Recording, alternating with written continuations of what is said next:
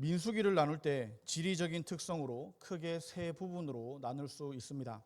첫 번째는 1장 1절부터 10장 10절까지 시내 광야에서 있었던 이야기입니다. 두 번째는 그 다음부터 22장 1절까지로 시내 광야를 떠나 모압 평지에 이르기 전까지의 내용입니다. 그리고 나머지는 모압 평지에서 있었던 이야기를 기록하고 있습니다. 오늘 본문은 이렇게 나눈 두 번째 부분의 마지막 부분에 해당하는 이야기입니다. 지리적인 특성으로 이렇게 나누었지만 사실 19장과 오늘 20장까지의 시간 간격은 꽤 긴 간격이 있습니다. 민수기 19장까지는 계속해서 광야를 지나며 있었던 일들을 기록했다고 말씀드렸습니다. 그리고 드디어 20장으로 넘어와서 1절을 이렇게 시작합니다.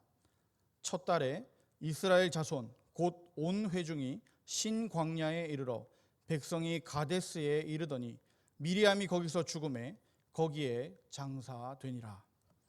하나님은 정탐꾼 사건에 대한 심판으로 출애굽 1세대를 1세대는 광야에서 다 죽는다고 말씀하셨었습니다. 20장을 출애굽 지도자 중에 하나였던 미리암의 죽음으로 시작하고 있습니다. 이렇게 미리암의 죽음을 기록하는 것은 약속의 땅으로 들어가기 전에 출애굽의 지도자들도 하나님의 심판의 말씀과 같이 가나안 땅에 들어가지 못함을 미리 예고하는 것처럼 보입니다. 그리고 오늘 본문은 아니지만 20장 끝에는 아론의 죽음을 기록하고 있습니다. 그 사이, 그러니까 미리암과 아론의 죽음 사이에 모세가 왜 가나안 땅에 들어가지 못하고 죽어야만 했는지 설명하는 부분이 오늘 우리가 읽었던 본문입니다. 이스라엘 백성들은 광야를 돌고 돌아서 다시 가데스로 왔습니다. 미리암은 가데스에 도착했을 때 죽었다고 했습니다. 가데스가 어떤 곳입니까? 12 정탐꾼을 보냈던 곳입니다. 그리고 12 정탐꾼들의 보고를 들었던 곳이기도 합니다. 그리고 그 보고를 듣고 우리가 다 죽게 되었다고 심히 통곡했던 곳도 바로 이곳입니다. 모세와 아론을 원망했던 곳이며 다시 지도자를 세워서 애굽으로 돌아가자고 말했던 곳입니다. 그뿐입니까? 여호수아와 갈렙의 믿음의 보고에 그들을 돌로 쳐서 죽이려 했던 장소가 바로 이 가데스라는 겁니다. 하나님은 분노하셨고 이 일로 그들은 약속의 땅 바로 앞에서 다시 돌아서 광야를 향해 갈 수밖에 없었습니다.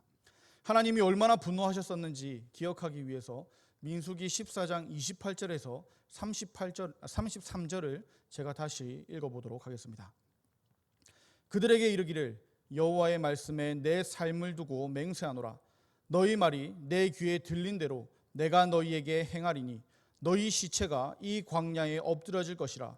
너희 중에서 20세 이상으로서 계수된 자 곧 나를 원망한 자 전부가 여분의 아들 갈렙과 눈의 아들 여호수아 외에는 내가 맹세하여 너희에게 살게 하리라 한 땅에 결단코 들어가지 못하리라. 너희가 사로잡히겠다고 말하던 너희의 유아들은 내가 인도하여 드리리니 그들은 너희가 싫어하던 땅을 보려니와 너희의 시체는 이 광야에 엎드려질 것이요 너희의 자녀들은 너희 반역한 죄를 지고 너희의 시체가 광야에서 소멸되기까지 40년을 광야에서 방황하는 자가 되리라. 아멘. 출애굽 1세대는 다 광야에서 죽는다고 하셨는데 딱 2명은 제외시키셨습니다. 여분의 아들 갈렙과 눈의 아들 여호수아입니다. 이 둘 빼고는 다 심판의 대상이 되었다는 겁니다. 적어도 이때까지만 해도 모세는 아니겠지, 모세는 그들과 다르겠지라고 생각했었지만 오늘 본문을 보니 모세도 그들 중에 하나였던 것으로 보입니다. 어쨌든 이스라엘은 38년 동안 광야를 돌고 돌아서 다시 이 가데스에 도착했습니다. 38년이 지났지만 이스라엘 백성들은 변한 것이 하나도 없었습니다.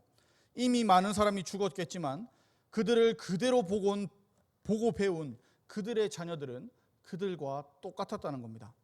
2절의 기록에 의하면 가데스에 왔는데 물이 없었습니다. 그래서 다시 모세와 아론을 찾아갑니다. 모세와 아론을 찾아가서 물이 없으니 하나님께 기도해달라고 부탁했으면 얼마나 좋았을까요? 그들은 발전도 없고 변함도 없이 38년 전과 똑같이 원망하고 있습니다. 3절입니다.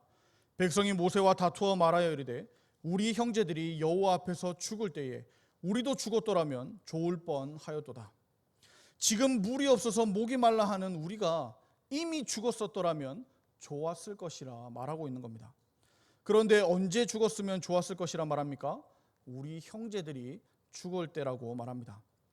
그것도 우리 형제들이 하나님 앞에서 죽을 때라고 말하고 있습니다. 이것은 출애굽 1세대가 원망했던 것보다 더욱 악한 표현입니다. 다시 말하자면 우리 형제들이 죽은 것은 다 하나님께 책임이 있다라는 거죠. 38년 동안 광야에서 늙어서 자연사한 것도 결국 하나님께서 그렇게 만드셨다는 것이고, 심판을 받아서 갑자기 돌연사한 것도 다 하나님께서 그렇게 만드셨다는 겁니다. 하나님이 그들을 죽게 놔두셨을 때, 또 하나님이 그들을 죽이셨을 때 나도 같이 죽이지 그랬냐 하는 겁니다. 차라리 죽어서 목이 안 마르면 좋았을 것을 괜히 살아서 지금 죽도록 목마른 것 아니냐 따지는 겁니다. 그들의 원망은 계속됩니다. 4절과 5절 말씀입니다. 너희가 어찌하여 여호와의 회중을 이 광야로 인도하여 우리와 우리 짐승이 다 여기서 죽게 하느냐? 너희가 어찌하여 우리를 애굽에서 나오게 하여 이 나쁜 곳으로 인도하였느냐? 이곳에는 파종할 곳도 없고 무화과도 없고 포도도 없고 석류도 없고 마실 물도 없도다. 참 지겹도록 한결같은 원망입니다. 왜 살기 좋았던 애굽에서 나오게 해서 이 나쁜 광야로 인도해서 다 죽게 만드냐는 겁니다. 이러한 원망은 문제가 있을 때마다 새롭게 기억이 났던 게 아닌 것으로 보입니다. 그냥 이러한 생각이 삶 깊숙이 내려 있어서 무슨 문제만 있으면 자연스럽게 이런 원망이 튀어나온 겁니다. 아무리 생각해봐도 애굽이 더 살기 좋았다는 거죠. 또 아무리 생각해봐도 광야는 안 좋다는 겁니다. 나쁘다는 거죠. 여기 광야에서는 우리가 필요한 것, 우리가 원하는 것, 심지어 아주 기초적인 물조차도 없다는 겁니다. 이런 원망을 보며 다시 깨닫는 게 있습니다. 신앙은 현재형이어야 한다는 겁니다. 출애굽 1세대가 거의 다 죽어가는 상황이지만 38년 전에 20세 이하였던 사람은 심판에서 제외되었다 했습니다. 그렇다는 말은 홍해를 마른 땅처럼 건넌 사람도 이 중에는 있었다는 이야기입니다. 반석에서 물이 터져 나오는 것을 직접 본 사람도 있었습니다. 필요할 때마다 하나님께서 은혜 주셔서, 필요한 은혜를 주셔서 광야에서 살아온 것을 다 경험했었다는 겁니다. 어쩌면 출애굽 10장부터 모든 것을 보고 모든 것을 경험한 사람도 이 중에는 분명히 있었을 겁니다. 많았을 겁니다. 그러나 지금 또 원망하고 있습니다. 이전 것은 다 지나갔으니 새롭게 계속 원망하는 거죠. 아무리 내 인생의 신앙 여정에 얼마나 많은 하나님의 간섭과 은혜와 심지어 하나님의 초월적인 기적이 있었다 하더라도 지금 현재 그 믿음이 나에게 있느냐 하는 것이 더 중요하다는 겁니다. 모세와 다투는 이스라엘 백성 중에 이러한 것들을 경험한 사람도 있었겠지만 지금은 그 믿음이 없다는 거죠. 지금은 당장 물이 없으니 다 모르겠고 그냥 짜증나고 차라리 죽었으면 더 좋았을 거라고 원망하고 있는 겁니다. 이 얼마나 답답한 상황입니까? 모세와 아론은 이런 상황에서 그 자리를 떠나 하나님께 엎드립니다. 엎드려서 하나님께 기도할 때 하나님은 모세와 아론에게 나타나시고 모세에게 말씀하십니다. 8절입니다. 지팡이를 가지고 내 형 아론과 함께 회중을 모으고 그들의 목전에서 너희는 반석에게 명령하여 물을 내라 하라. 내가 그 반석이 물을 내게 하여 회중과 그들의 짐승에게 마시게 할지니라. 아멘. 하나님의 응답을 조금 자세히 살펴보려고 합니다. 1번, 지팡이를 가지고 가라 합니다. 2번, 아론과 함께 회중을 모으라고 하십니다. 3번, 그들 앞에서 반석에게 명령하라고 하십니다. 뭐라고 명령을 하십니까? 반석 보고 물을 내라 하고 명령하라 하십니다. 4번, 반석이 물을 내면 회중과 그들의 짐승에게 마시게 하라 하십니다. 하나씩 한번 살펴볼까요?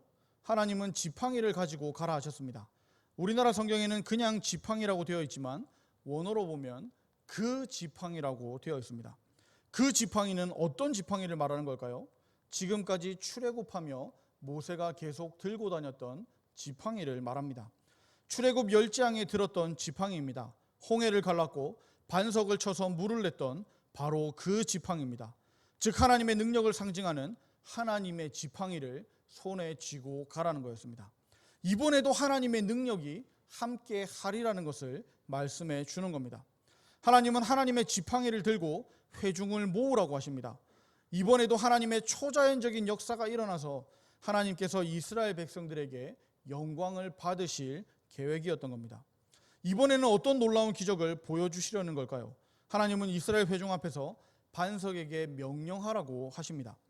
우리나라 말 성경에는 반석으로 되어 있어서 예전에 반석을 내리쳤던 사건과 구별을 못할 수도 있습니다.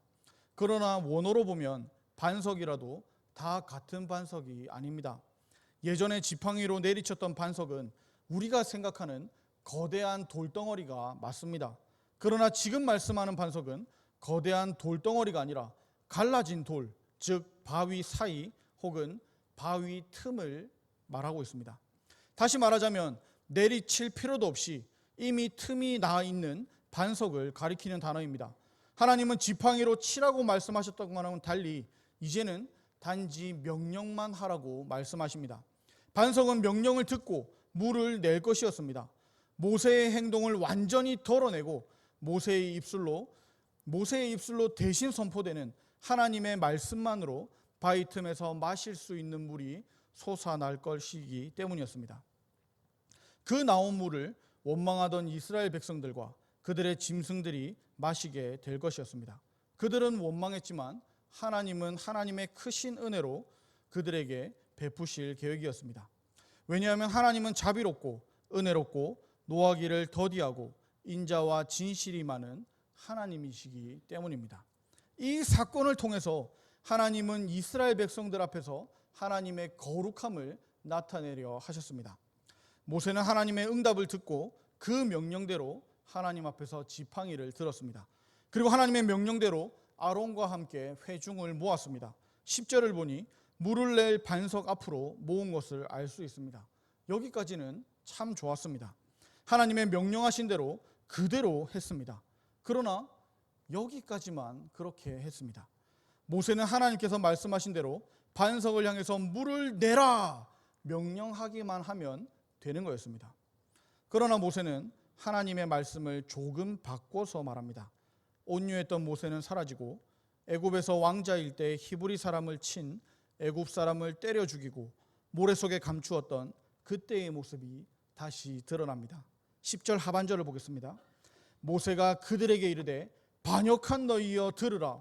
우리가 너희를 위하여 이 반석에서 물을 내랴 하고, 모세는 하나님의 명령대로 반석에게 명령한 것이 아니라 원망하고 불평하며 자기와 아론을 상대로 다퉜던 이스라엘 백성들을 향해서 소리치고 있습니다.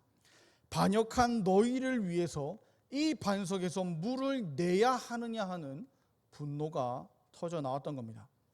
물을 내라고 명령해야 했던 모세는 물을 내랴 하는 부정적 질문으로 바꿔서 소리치고 있습니다. 그뿐만 아닙니다. 11절 상반절을 보니 모세는 하나님의 능력을 상징하는 이 지팡이를 가지고 반석을 2번 내리쳤다고 합니다.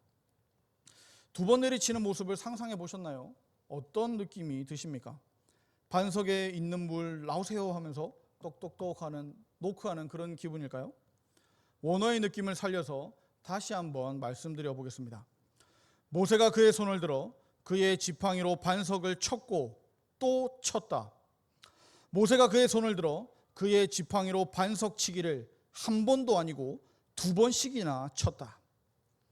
하나님은 지팡이를 가져가라고 하셨지 지팡이로 반석을 치라고 말씀하시지 않으셨습니다. 그러나 모세는 자신의 분노를 그대로 표출했고 심지어 가져가라고 했던 지팡이로 반석을 내리쳤습니다. 그것도 2번씩이나 내리쳤습니다. 얼마나 모세가 화가 났었는지 짐작할 수 있는 부분이죠. 물을 내랴 하면서 내리찍었는데 물이 나오지 않자 물을 내라고 하면서 또 내리찍었을 것 같습니다. 잠겨있는 자물쇠의 열쇠를 사용하면 문이 열리듯이, 비밀번호를 누르면 문이 열리듯이 물을 내라 하는 모세의 말에 반석은 반응해서 물을 내었을 겁니다. 11절 하반절을 보니 물이 많이 솟아나왔다고 합니다.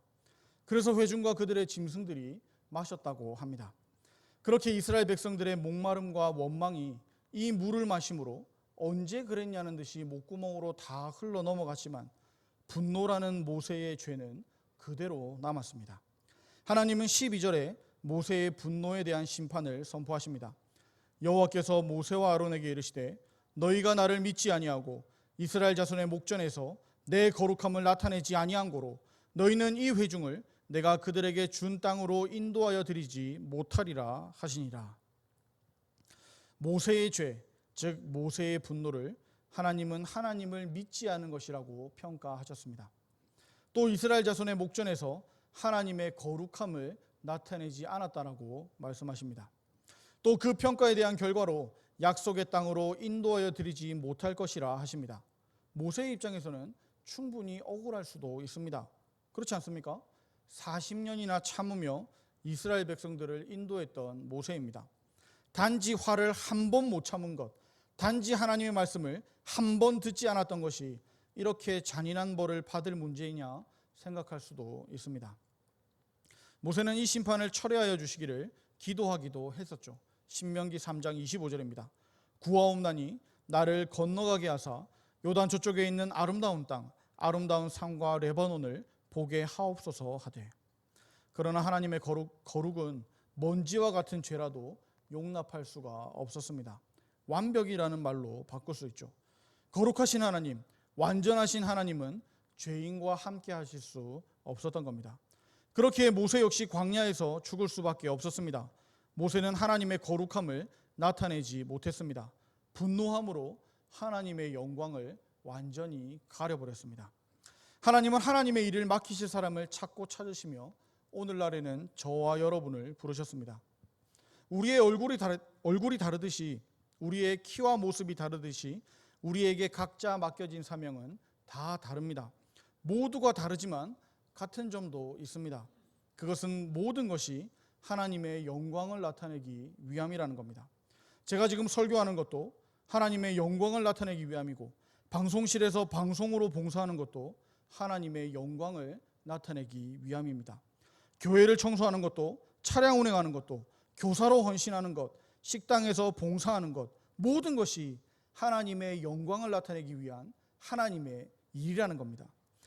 이 모든 일은 작은 일이 아닙니다. 하나님의 일에 작은 일은 없습니다. 모든 게 하나님의 영광을 나타내는, 드러내는 일들입니다. 그러니 단순히 나의 감정과 특별히 분노로 하나님의 영광을 가리면 안 된다는 겁니다. 이것이 예수님이 십자가에서 내려오시지 않은 이유라 생각합니다. 예수님이 십자가에서 못 내려오신 게 아닙니다. 자기 스스로를 구원하지 못한 게 아닙니다. 하나님의 영광을 위해서 죽기까지 순종하신 겁니다. 그러니 사랑하는 형제자매 여러분, 그리스도인으로 부름받으셨습니까? 직분을 맡으셨습니까? 그렇다면 하나님의 영광을 위해서 살아가야 합니다. 내가 좀 무시당하고 화나는 일이 생겨도 뭐 어떻습니까? 하나님께서 알고 계시고 하나님께서 위로해 주실 건데요.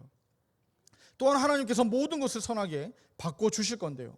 조금만 참으면 하나님께서 다 역사하실 건데요. 하나님의 선하심을 알고 믿는다면 참고 기다릴 수도 있어야 합니다. 하나님은 하나님의 선하심대로 결국에는 모든 것이 선하게 역사하실 겁니다. 오늘 본문 마지막 절을 보겠습니다. 13절입니다. 이스라엘 자손이 여호와와 다투었으므로 이를 무리바 무리라 하니라. 여호와께서 그들 중에서 그 거룩함을 나타내셨더라. 아멘. 이 사건을 최종 평가하며 모세와 아론 이야기는 없습니다. 아니, 더 깊이 생각해 보면 모세와 아론도 결국 이스라엘 자손으로 포함시켜 버린 것 같습니다. 모세와 아론이 이스라엘 백성들과 하나님 사이에 있었는데 이제는 그들 중에 하나가 되었습니다. 하나님은 이스라엘 자손과 다투셨습니다. 다투신 결과 하나님의 거룩하심을 나타내셨습니다. 어떤 거룩함을 나타내셨습니까? 하나님은 비록 모세와 아론이 불순종하여 하나님의 거룩함을 드러내지는 못했지만 이스라엘 백성들에게 물을 주심으로 하나님의 거룩하심을 나타내셨습니다. 그리고 하나님의 말씀에 불순종한 모세와 아론을 징계하심으로 하나님의 거룩함을 다시 나타내셨습니다. 이 물의 이름을 무리바 물, 즉 다툼의 물이라 불렀다는 것은 모세와 아론은 없고 다툼 중에도 거룩함을 나타내신 하나님만 있을 뿐입니다. 그러니 우리도 기억합시다. 하나님은 선하시며 결국 하나님의 거룩하심을 만천하에 드러내실 겁니다.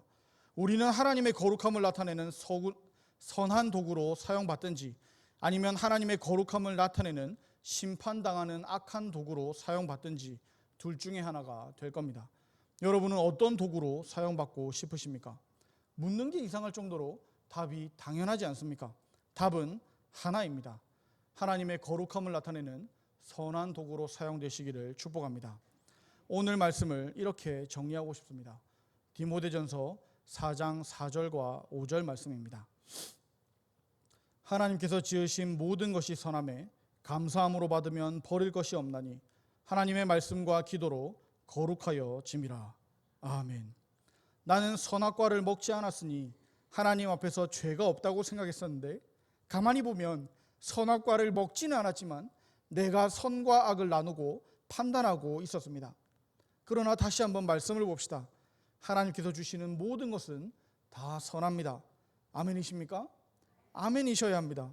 병들고 다치고 환난이 오고 핍박이 와도 내 눈에는 아무리 봐도 악한 상황 같더라도 오늘 본문의 표현으로는 마실 물이 없는 것 같아도 하나님은 그것을 통해 선한 것을 계획하시고 결국에는 하나님의 거룩하심을 나타내실 겁니다.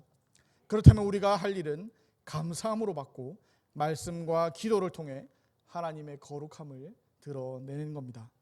오늘도 하나님의 선하심을 신뢰하며 거룩함을 드러내기 위해 기도하는 저와 여러분들이 되기를 축복합니다. 우리 함께 찬송하고 기도하도록 하겠습니다. 찬송가 66장을 찬양합시다.